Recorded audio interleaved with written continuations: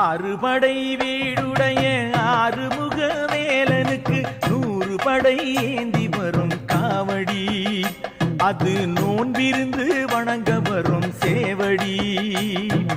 தையில் ஒரு பூசமுண்டு, தமிழ் கடவுள் நேசமுண்டு, பைய பைய நடந்து வரும் காவடி, அது பால் எடுத்து பணிய வரும் காவடி.